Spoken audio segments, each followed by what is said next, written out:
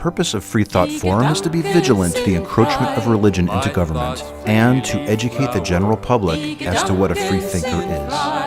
My thoughts give me power. No scholar can map them. No hunter. Good afternoon. This is Sally Chizek, sitting in for Catherine Fahringer, who is the producer of the show.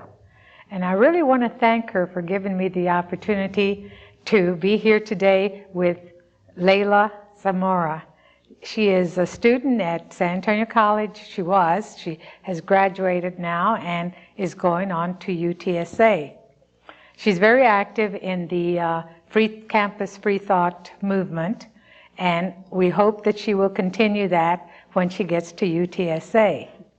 And I'm really glad that you're here today because I know you're going to be talking about some of the very brave women that are in this book. And we have talked about some of them, and they were really from the past, the 1800s and so, but you're going to bring us a little bit more up to date here with a lady today by the name of? Meg Bowman. She calls herself an atheist, a feminist, and an educator. I think that's a great combination. She was born in Rugby, North Dakota. There's only 3,000, it's a population of 3,000.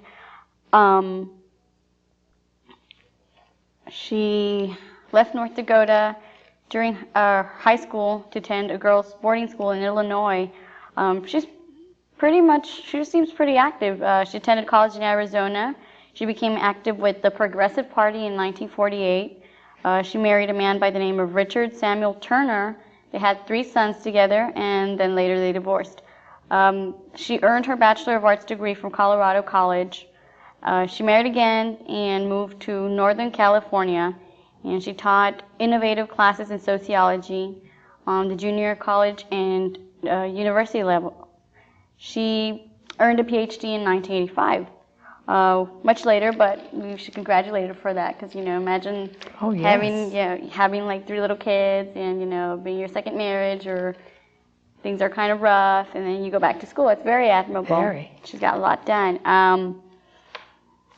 She organized and was the executive director of Fremont Human Rights Committee. It was a California civil rights group which supported Mississippi Freedom Schools in the 1960s. We all know that the 60s were a pretty rough time. There was a lot going on with the feminist movement, the civil rights movement. Let's see, she also she persuaded the city of Fremont and the county of Alameda to establish an active human relations commission and to sponsor United Nations Day programs. They had human rights essay contests and other activities.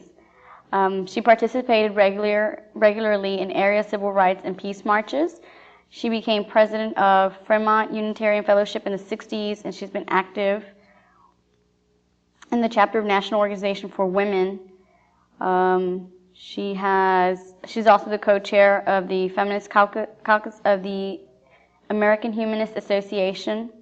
In 1986, she collected money to sponsor impoverished young women through school in Western Kenya and Romania. Layla, when was she born? Oh, I'm sorry. I totally skipped that. That's okay. She was born in June 20th of 1929. Let me see. She says she's almost retired from San Jose State University. She's a popular speaker at Unitarian, Humanist, and Freethought gatherings. She's published books such as Goddess, Witches, and the Paradigm Shift, Memorial Services for Women, Dramatic Readings on Feminist Issues, Women's History, Dramatic Readings, Readings for Older Women, and Feminist Classics, Women's Words That Changed the World. So she's written quite a bit of books. What else? I'm sorry? I was just going to say, could you tell us a little bit about the dramatic readings on feminist issues? Mm-hmm. Exactly, yeah. Because that certainly tells a lot about how they thought about women. Oh yeah, the book Dramatic Readings on Feminist Issues is basically saying she quoted a lot of religious people and theologians and their perspective on women and the status of women and what they thought of women. Could you give us a few examples here? Sure, I have a few. Yeah. See. I'd like to start off by saying, she says, one of the worst sexes was the revered sage Confucius. And Confucius was an Eastern philosopher or theologian, I think more of a philosopher. She says, this respected authority he said, on how to live, wrote in the Confucian Marriage Manual, dated 551 through 479 BCE.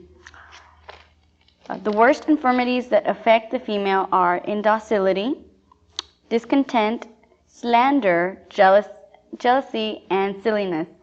Such is the stupidity of women's character that it is incumbent upon her in every particular to distrust herself and to obey her husband. So basically, he's saying that women are not docile enough. And silly. Yeah, and we're stupid, and we're jealous, and we're possessive. And so because of it, we have to obey our husbands because we can't trust ourselves. And that's what Confucius said about women. The next one I'd like to read is concerning Hinduism. In the Hindu Code of Manu, which was dated about 250 BCE, it regulates social customs and lists detailed precepts for daily life, such as in childhood, a woman must be subject to her father, in youth to her husband, when her husband is dead, to her sons, and then it ends by saying a woman must never be free of subjugation. So I guess according to that code of conduct, women can never really have their personal freedom. We always have to be watched or something. And we start off right off, as soon as you get married, you have to change your name. Yeah. I've thought about that. I thought if I ever decide to make a lifelong or a commitment like that, I'm going to definitely keep my name. Good if for I you. have kids, I would like them to have my name also, my last name. But as Catherine often says, well, even our name is our father's name. That's so true. we're constantly. We have no identity. We don't. I've actually thought about tracing back the last name of the very first female relative from my mother's side that I can trace back to, But even then, it would be kind of pointless because even then her last name would have been her father's last name, not her mother's name, because then her mother's maiden name was her father's. So it's like a never-ending vicious cycle. Exactly. We can't get away with or from. That was the Hindu one. That was the Hindu one, and actually that country is known for being socially repressive to its people. It's sexist. There's a lot. I did something for my world literature class about a Hindu girl, and I think she got married. I don't remember very well, but I know that the things that she endured were pretty rough. She was, people there were pretty sexist. She had to give up who she was, and her husband asked her to cover for her brother's murdering of somebody else, and she said, "I can't believe you're asking me to do this." So she, she was pretty young, and then she was like 18 or something. So she was young, and she was, still kind of free-willed, and so he wanted to tame her, and it was just a really sad story about, the epitome and the flight of women in that country. And a lot of countries around there. A lot of countries around there. You've got Afghanistan, Iran, Iraq, a lot of the Middle Eastern countries, some of the Asian countries such as China, and I think Tibet too. And then, of course, we've got sexism here in the U.S. Why are we here? For that reason. Otherwise, we'd probably be off swimming somewhere, if I could swim. There's definitely more. One of the saints, and I guess it's a saint. It's Catholicism. A saint by the name of Saint John Chrysostom, between 345 to 407. She didn't say if it's BC. I guess so. No, it's not. It would be AD. What am I talking about? Okay, it's AD. He was a patriarch of Constantinople. He said, "Among all savage beasts, none is found so harmful as woman." Well, I didn't know I was that bad. You know, I know I'm aggressive. I didn't know I was a beast. Well, I'd rather be that than silly. That's true. Okay. This one's a really good one. Well, not good in the sense, but I mean, it really reflects the attitude that is religion toward women. Saint Ambrose, the author and composer of hymns, was the Bishop of Milan around 340 to 397, wrote, "Adam was led to sin by Eve, and Eve by Adam. It is just and right that woman accept as Lord and Master him whom she led to sin." Now, that doesn't make any sense to me, because if anyone's going to get punished, you know, if they said that both of them did wrong, why don't they both get punished? But he's saying, you know, she led him to sin, and then he led her to sin. But she's the only one getting, you know, getting punished blamed for it. through all time, still. Like that. And besides, couldn't he think for himself? I Couldn't he say, thought that. "No, I don't like apples"? See, and then they say that we're stupid. Come on. They say that you know, the whole story of the Garden of Eden, Eve tempted him to eat the apple. Like, he couldn't say, "No, you know you're not supposed to eat those apples, you're going to get in trouble." No, he said, No, "Okay, he said, sure." yeah. And then she gets blamed.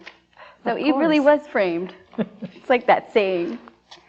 God, it's so silly. Okay, this one's really interesting. The Council of Macon. I don't know where that is, but I think this would be really interesting to talk about. In the year 584 in Lyons, France, 43 Catholic bishops and 20 men representing other bishops held a most serious debate. Are women human? After many lengthy arguments, a vote was taken. The results were 32 yes, 31 no. Women were declared by one vote. Can you imagine that? Right. They actually had a debate and a discussion regarding whether or not we're, you know, human. How about that? That is interesting. In the Quran, the Holy Book of Islam, it says, circa 650, it says, "Men are superior to women." Well, you know, that's enough. That's very debatable. That is very debatable, but you know where they stand. There's also the daily prayer of the Orthodox Jewish male. "Blessed art thou, O Lord, our God and King of the universe, that thou didst not create me a woman." Like, thank you for not making me a woman, because that would be such an insult. If anything, I think women deserve more respect. We really do endure much more, I think. In a lot of respects, we endure much more Oh, than I men think do. so, too. How dare they say that? I think so, too. I agree with you. This one is taken from the Old Testament, the book of Deuteronomy. It notes that if a woman be found not to be a virgin, then they shall bring the damsel to the door of her father's house, and the men of the city shall stone her with stones that she die. And actually, I looked this up because it says in Deuteronomy 22, 20 through 21. So I guess it's like I don't know, chapter 22, lines 20 through 21. So I looked it up. I want to see, well, you know, does he get punished for accusing her, or if he's not a virgin, does he get punished? So I looked at it, and it said that if she is found, that if she is found not to be a virgin, they would punish her. They would kill her by stoning her to death. You know, that would be her punishment for not being a virgin. But if he was found guilty of lying, and I don't know how they would test whether or not, you know, she's a virgin. They would give him like lashings. They would whip him or something. Okay, you know, we're gonna just lash you a little, which is still not good. But you know, they just basically they hurt him. You know, they're gonna give him 10 whippings or not, whatnot. But she gets killed. You know, there's no equality in it. If anything, you know, I can understand maybe there's punishment for both if they felt that was wrong. But even the punishment's not fair. It doesn't fit both of them. No, it's not equal. But, you know, actually, the Creator is very much at fault for having created sex to begin with. If he hadn't, then there'd be nothing in the Bible. Everything would be just fine. They have a lot against sex, and they just... Yeah, right. but then it's very male-oriented. I know that in Islam, they only let you have one position. It's the missionary position, because everything else is perverse. And so imagine how boring that must be for the woman. But I'm not gonna... Well, that's another subject for another day. Moving right along. Okay. See, there's some really good ones here. Okay.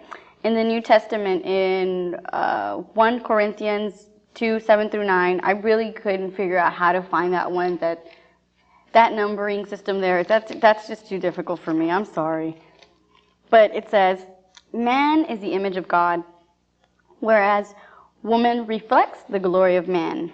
For man did not originally spring from woman, but woman was made out of man. And man was not created for woman's sake, but woman for the sake of man. Who wrote the Bible? Men. Men. So stupid sexist men at that. If women had written the Bible, that would be a little bit different there. Yeah, I think so. Let's see. They just want to be number one. They do. I don't know. They've got to. Well, not all of them. I know a few nice men. Oh, I'm not a man basher. I'm a feminist, but I'm not a male basher either. Oh no, they have their uses, all right. You know, like when you can't open a jar. And... For me, it would be like reaching something too high. I don't know. Oh yeah, that's right, with your height. Now, do they have anything about the Martin Luther there?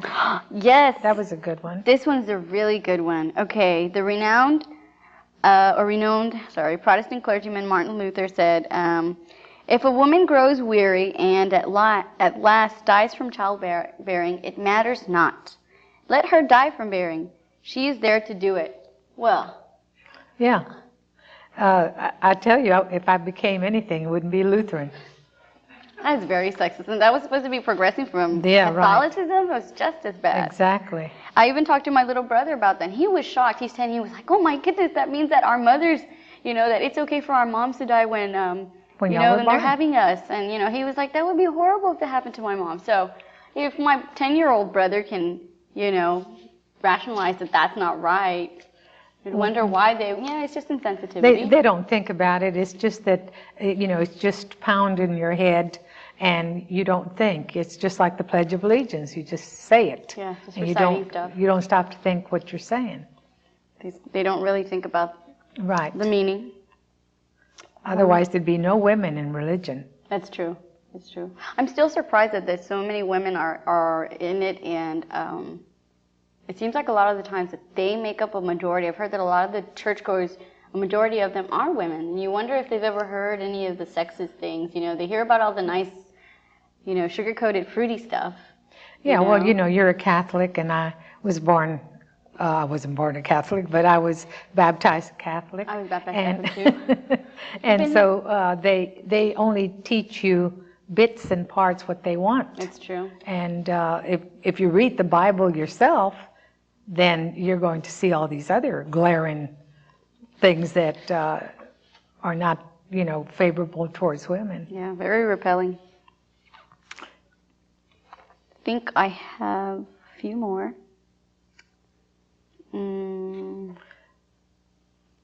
Okay, this was from a French philosopher. I could imagine it's a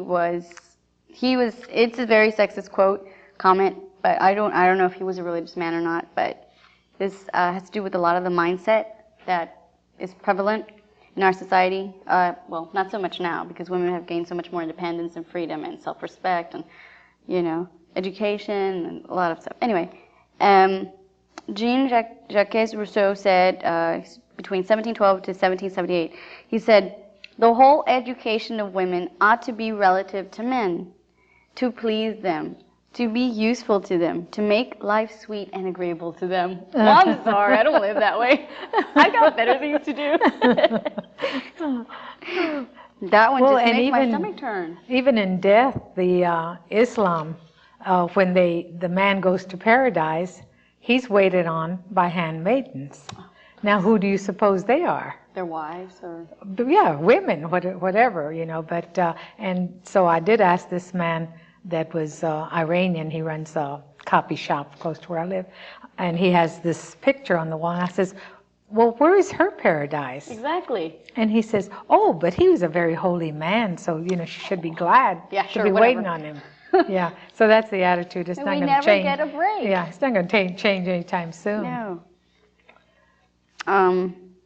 Let's see. Well, what else has she read? I mean, this is one of the things that she has done. But you mentioned something about some books she has written. Mm-hmm. She read. Does it have any excerpts from the books? The or? only thing that they have is from that one that she wrote, Women's History, just dramatic readings. Mm-hmm. She wrote Readings for Older Women, Feminist Classics, Women's Words That Changed the World. It says here that she's written presentations on Hypatia, and I'm imagining she's talking about Hypatia or Hypatia of Alexandria, which I did a biography of for a math class, because she was like a mathematician and she studied the stars. She was an astronomer. She was a very intelligent woman. She was like very athletic. She knew how to horseback ride. She knew how to swim, and her father always told her, always use your brain, like always think, which a lot of people don't do. He told her, I would rather you think something and for it to be wrong than you to choose never to think. And just go along with what everybody else says. Go with the flow. Yeah. I think that's what I have found in reading. I haven't read the complete book. It isn't something you sit down and you just read all the way through. No. You know, you have to pick and choose. But it seems like a lot of these women were told by their fathers to think for themselves, and also to study. Yeah. And that's the only way that women are ever going to be free, is if they are educated. And certainly you need to know more about the Bible, because they don't. That's true. They come to your door like Jehovah's Witnesses come to your door. And if you mention anything that is something against women, they're just shocked. Oh, I have a comment to make about that. Okay. I used to study with the Jehovah's Witness when I was several years ago, when I was much younger, in high school, I think. And she started actually reading with my mother, and then my mother discontinued, so she started reading with me. I was like, fine, that's fine, whatever. And one thing that really just completely repelled me from that religion was the fact that she was at my house, and we were studying, and we were reading the books that they have and everything. And then her son was with her, and he said, Mother, you have to bow your head down. And she said, why? And he said, because you're in the presence of a man. And he was serious. And I was like, you're her kid? What do you mean she has to bow down to you, you know? Even if it were her husband, why would she have to do anything like that? So exactly. That was just so distasteful, and I just said, no, I don't like that at all. You know, I hadn't declared myself a feminist or a freethinker or anything yet, but I knew that was completely wrong. And how old was the kid?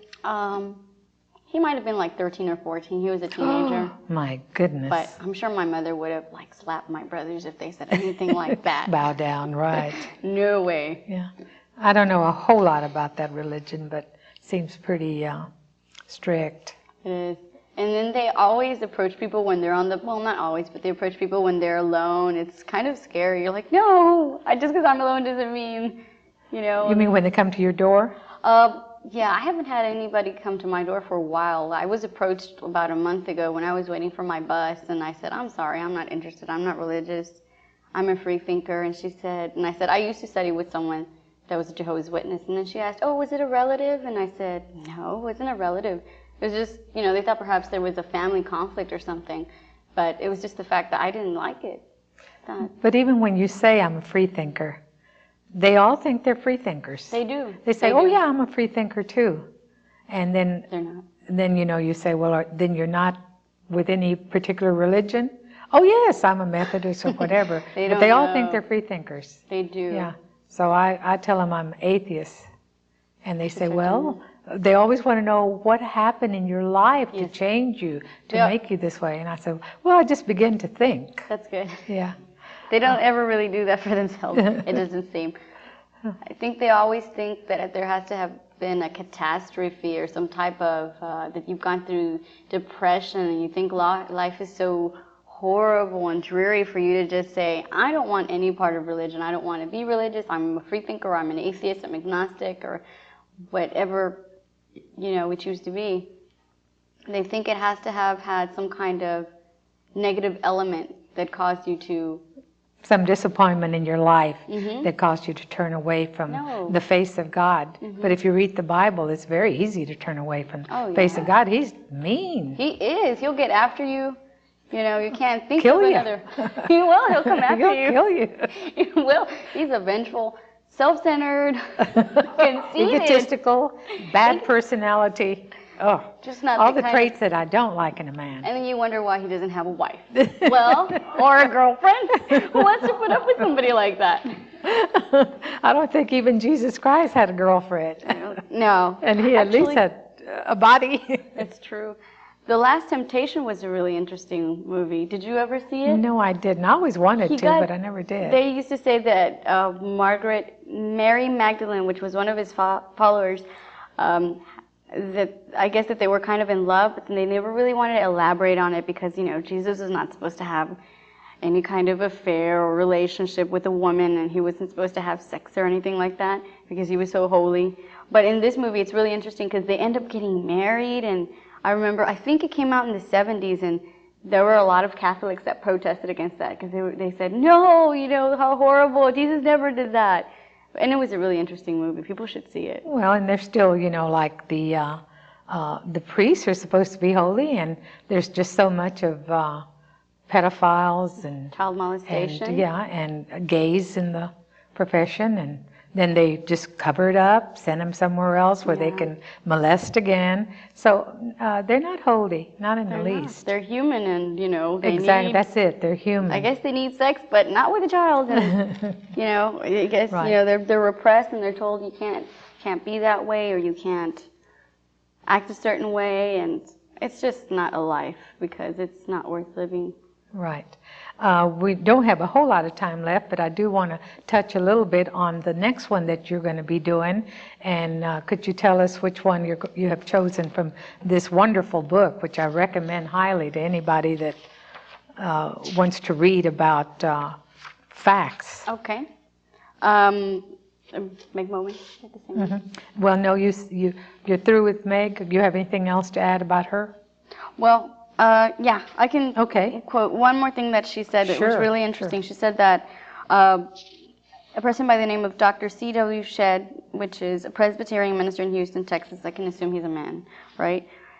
He wrote this advice in Letters on How to Treat a Woman in 1968. It seems to me that nearly every woman I know wants a man who knows how to love with authority. Our family Airedale, which I wasn't really sure what it was, but it sounds like a pet. It sounds like a dog, right? Our family Airedale will come clear across the yard for one pat on the head. The average wife is like that. She will come across town, across the house, across the room, across to your point of view, and across almost anything to give you her love if you offer her yours with some honest approval. He's saying basically, I'm going to have to cut you off, and maybe you can bring that up.